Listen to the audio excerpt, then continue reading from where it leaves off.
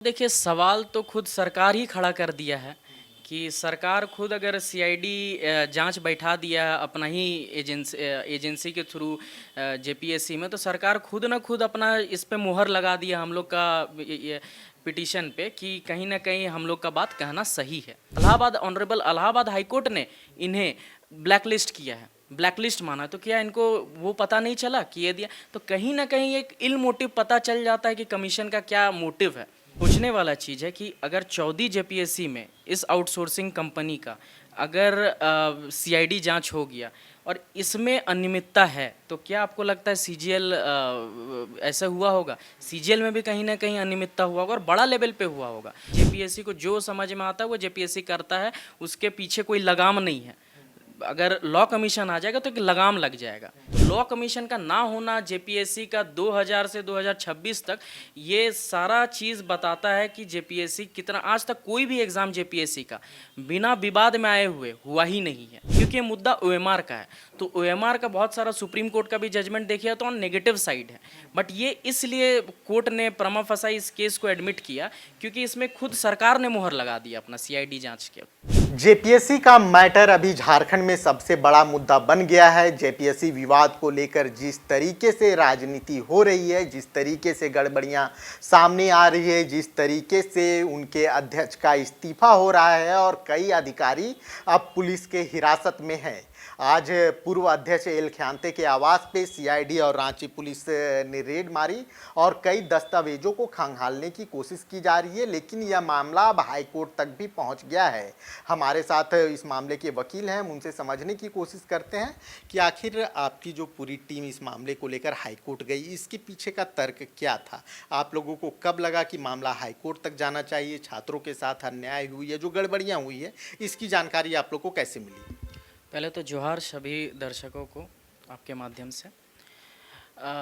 कुछ पिटिशनर्स अभ्यर्थी लोग आए हुए थे हमारे पास यहाँ पे, जो अपना ओएमआर शीट और कुछ चौधरी बोल रहे थे कि चौधरी जेपीएससी में हम अपेयर किए हैं और परसुएंट टू ये एडवर्टीज़मेंट हमने एग्ज़ाम दिया। मेंस में इन लोग का बस एक ही चीज़ कहना था, जो कि दावा था कि एक कैंडिडेट जिनका हम लोगों से कम नंबर था उनका सिलेक्शन हो गया और हम लोगों का इनसे ज़्यादा नंबर था कैलकुलेशन ओएमआर पे करने से, तो हम लोग का नहीं हुआ। उनका सारा जगह सर्कुलेशन में था। उसी माध्यम से वही चीज़ को रखते हुए हम लोगों ने पूरा केस को बनाया और हम लोगों ने कोर्ट में स्पेसिफिक प्लीडिंग ये बोला कि जेपीएससी को अपना जो जवाब, आज सुनवाई हुई और जेपीएससी को जवाब दायर करने के लिए बोला गया और उस जवाब में स्पेसिफिकली बोला गया कि आप जो है, ये जो आरोप लगाया जा रहा है कि कम अंक वाले अभ्यर्थियों का जो सिलेक्शन हो गया और ये जो पिटिशनर हैं इन लोगों का नहीं हुआ, तो आपका इसमें क्या कहना है? तो इस मामले में कहीं ना कहीं सरकार और जेपीएससी पूरी तरह से घिरते हुए नजर आ रही है। आपने एक छात्र की बात की कि जिसका ओएमआर में ज़्यादा मार्क्स आ रहा है, और कुछ सबूत हैं आपकी टीम के पास जिस माध्यम से आप जेपीएससी पे या जो एग्ज़ाम कंडक्ट हुए हैं उन एग्ज़ाम पे सवाल खड़े कर रहे हैं? अब देखिए, सवाल तो खुद सरकार ही खड़ा कर दिया है कि सरकार खुद अगर सीआईडी जांच बैठा दिया है अपना ही एजेंसी के थ्रू जेपीएससी में, तो सरकार खुद ना खुद अपना इस पे मुहर लगा दिया हम लोग का ये पिटीशन पे कि कहीं ना कहीं हम लोग का बात कहना सही है। इसमें कहीं ना कहीं अनियमितता हुआ है और सरकार सीआईडी जांच से कंफर्म कर दिया। अगर चेयरमैन का घर में कहीं ना कहीं अगर सीआईडी जा रहा है तो ये बहुत बड़ा बात हो गया कि कहीं ना कहीं अनियमितता साबित हो रहा है धीरे धीरे। इसमें आप देख लीजिए कि आउटसोर्सिंग कंपनी का कोई भी एग्जामिनेशन रिक्रूटमेंट और आपका कमीशन में बहुत लिमिटेड ये रहता है, काम रहता है। यहाँ क्या जेपीएससी पहला एक कमीशन होगा कोई भी अलग राज्य में, कोई दूसरे राज्य को छोड़ के झारखंड में पहला ऐसा होगा जो कंप्लीट चीज़ कर देता है। और इसी के माध्यम से प्राइवेट एजेंसी ही एक चेन बनता है करप्शन का, उसी के थ्रू जाता है। जो भी अपना फरियाना हुआ, पैसा वैसा जो भी लेन देन हुआ, सब इसी माध्यम से जाता है प्राइवेट। अब देखिए, कोई कंपनी ब्लैक लिस्टेड है आपका उत्तर प्रदेश में, तो जब हम एनआईटी अपना जो भी प्रोसीजर है जेपीएससी का कंपनी को, आउटसोर्सिंग कंपनी को ये देने का, तो वो पहले तो वेरिफिकेशन होता है। वेरिफिकेशन में क्या जेपीएससी को पता नहीं चला कि वो ये है, court Allahabad, honourable Allahabad high court ने इन्हें ब्लैकलिस्ट किया है, ब्लैकलिस्ट माना, तो क्या इनको वो पता नहीं चला कि ये दिया? तो कहीं ना कहीं एक इल मोटिव पता चल जाता है कि कमीशन का क्या मोटिव है। और अभी जो गिरफ्तारी हुई है, इससे आपको सारा चीज़ पता चल ही जा रहा है कि कहीं ना कहीं सरकार पूरी तरह से अपने ही एजेंसी के थ्रू, और ये कहीं ना कहीं निष्पक्ष जांच होने के लिए इसमें सीबीआई का आना बहुत ज़रूरी है, क्योंकि सरकार इसमें अपना ही एजेंसी को क्या लीपापोती कर रहा होगा। जैसे आप लोग इस मामले को लेकर हाई कोर्ट तक पहुंचे हैं, मेरा सवाल है कि इस गड़बड़ियों का सिंडिकेट जो है जो किस तरीके से काम करता होगा। आप लोग लगातार इस केस पे स्टडी भी कर रहे हैं, तो किस तरीके से एक बाहरी बिचौलिए आते हैं, एग्जाम को प्रभावित करते हैं, और आपको क्या लगता है गड़बड़ी कितने बड़े स्तर पर रही होगी? देखिए, ये जो अभी टीडीपीएल करके है जो आउटसोर्सिंग कंपनी है, अभी तक ये आपका सीजीएल लिया हुआ है, 14 जेपीएससी लिया हुआ है, और पूर्व में बहुत सारा एग्ज़ाम लिया हुआ है। सोचने वाला चीज़ है कि अगर 14 जेपीएससी में इस आउटसोर्सिंग कंपनी का अगर सीआईडी जांच हो गया और इसमें अनियमितता है, तो क्या आपको लगता है सीजीएल ऐसा हुआ होगा? सीजीएल में भी कहीं ना कहीं अनियमितता हुआ होगा और बड़ा लेवल पे हुआ होगा। सुनने में आता है कि कुछ जो एजेंसी के आदमी लोग थे, उन लोगों को दिल्ली उल्ली में अच्छा खासा गिफ्ट मिला है, फ्लैट, ऐसा सुनने में आता है मीडिया रिपोर्ट्स के थ्रू। ऐसा हम कंफर्म तो नहीं बता पाएंगे, बट सुनने में आता है, लीगल बेसिस पे तो कुछ है नहीं। बाकी बात रहा इसके अगर लीगल पॉइंट ऑफ व्यू में, तो लीगल पॉइंट ऑफ व्यू में देखा जाए तो बहुत लैचेज है जेपीएससी के खुद के नियंत्रण में। सबसे बड़ा लैचेज है कि झारखंड में लॉ कमीशन का ना होना। मैं आ ही रहा था कि लॉ कमीशन, क्योंकि जो हमारे दर्शक पहली बार ये वीडियो देख रहे हैं, जो हमारे छात्र हैं जो जेपीएससी की तैयारी कर रहे हैं, उन्हें आप स्पष्ट कीजिए कि लॉ कमीशन क्या होता है, और अगर लॉ कमीशन बन जाएगा तो झारखंड में और झारखंड के जो परीक्षा नियंत्रक बोर्ड्स हैं उसके लिए कितना लाभकारी होगा। देखिए, लॉ कमीशन का काम कुछ नहीं होता, एक स्क्रूटनी करना होता है। मान लीजिए आज हम जेपीएससी हैं, एडवर्टीजमेंट बनाए, एडवर्टीजमेंट का स्क्रूटनी की ये क्लॉज अच्छा है, ये क्लॉज खराब है, जो भी करना है वो लॉ कमीशन करना। विन विन फैंसिस जेपीएससी का नहीं चलेगा वहाँ पे। अभी प्रेजेंट सिचुएशन में क्या हो रहा है कि जेपीएससी को जो समझ में आता है वो जेपीएससी करता है, उसके पीछे कोई लगाम नहीं है।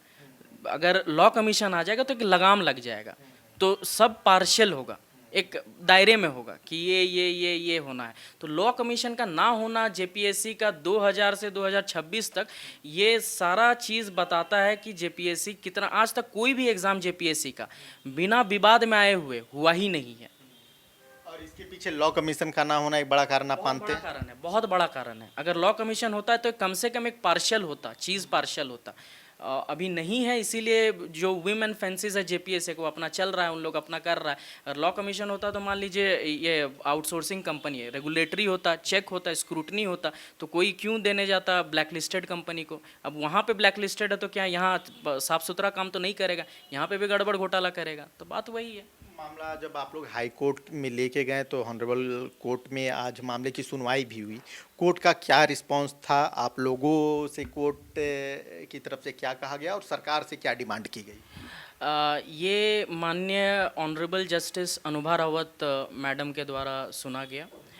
ऑनरेबल लीडरशिप का स्पेसिफिक कहना था कि ये जो यहाँ पे आपका सरकार को जवाब दिया जाए, जेपीएससी को जवाब दिए, और जेपीएससी अपना जवाब में ये स्पेसिफिक बताए कि जो अभ्यर्थी कम अंक ला के भी मेंस के लिए क्वालिफाई कर गए हैं और ये प्रमा फसाई जो ज़्यादा नंबर अपने आप को बता रहे हैं वो नहीं सेलेक्ट हुए, ये कितना हद तक सच या गलत है। क्योंकि ये मुद्दा ओएमआर का है, तो ओएमआर का बहुत सारा सुप्रीम कोर्ट का भी जजमेंट देखिए तो ऑन नेगेटिव साइड है। बट ये इसलिए कोर्ट ने प्रमा फसाई इस केस को एडमिट किया क्योंकि इसमें खुद सरकार ने मुहर लगा दिया अपना सीआईडी जांच के। सरकार जांच कर रही है लेकिन बहुत से लोग जांच से संतुष्ट नहीं नज़र आ रहे हैं। आप लोग भी सीबीआई जांच की मांग कर रहे हैं, क्या लगता है कुछ बड़े चेहरों को बचाने की कोशिश की जा सकती है? आवश्यक, ये जो सीआईडी हो सके, जो सीआईडी जांच कर रहा है, हो सके सीआईडी लिपापोती कर रहा हो, एक बहुत बड़ा आदमी को, चेहरा को बचाने की कोशिश हो रहा हो कि वो फंसते नज़र आ जाए। अगर सीबीआई के ये हो तो एक पार्शियल जांच होगा, मतलब अगर खुद ही का एजेंसी खुद ही का कमीशन के ऊपर कर रहा है तो कहीं ना कहीं पार्शियलिटी नहीं होगा। ये एक ये है, बैलेंस सिचुएशन है। और अगर कहीं सीबीआई का एंट्री हो जाता है तो एक पार्शलिटी सामने आ जाए कि कौन असली चेहरा है इसके पीछे। आप लोग अब हाईकोर्ट में हैं, पीटी परीक्षा रद्द करने की भी मांग की जाएगी, क्या इस दिशा में आप लोग आगे बढ़ रहे हैं? देखिए, पीटी परीक्षा तो हमको लगता है सरकार खुद ही रद्द कर देगा, जितना हद तक हमको समझ में आ रहा है, क्योंकि अभी फ्यूचर डेट के लिए अभी इसको पोस्टपोन, मेंस को पोस्टपोन कर दिया गया। हमको लगता है ये 14 जेपीएससी सरकार खुद ही पोस्टपोन कर देगा, क्योंकि सरकार अगर कहीं ना कहीं 1% इनलीगल एंट्री होता है कैंडिडेट का, वो पूरा एग्जामिनेशन प्रोसेस ही कैंसिल हो जाना चाहिए। अगर नहीं होगा तो फिर हम लोग कोर्ट में लड़ेंगे इसके लिए और स्पेसिफिक बहस करेंगे हम लोग कोर्ट में। तो देखिए, जेपीएससी का जो मामला है वो शांत होने वाला नहीं है। सड़क से लेकर हाई कोर्ट तक मामला अभी गर्म है और जेपीएससी पीटी जैसी संभावना भी जताई जा रही है, जिस तरह की कार्रवाई हो रही है, कि इस पे सरकार कोई बड़ा फैसला ले सकती है। अगर सरकार बड़ा फैसला नहीं लेती, यानी परीक्षा को रद्द करने का फैसला नहीं लेती, तो जो वकीलों की पूरी टीम हाई कोर्ट में है वो हाई कोर्ट से भी इस विषय में मांग करेगी, क्योंकि गड़बड़ियाँ तो हुई है और अब ये गड़बड़ियाँ पब्लिक डोमेन में सार्वजनिक भी हो चुकी हैं। खबर का मतलब बवाल न्यूज। हमारे चैनल को सब्सक्राइब जरूर करें।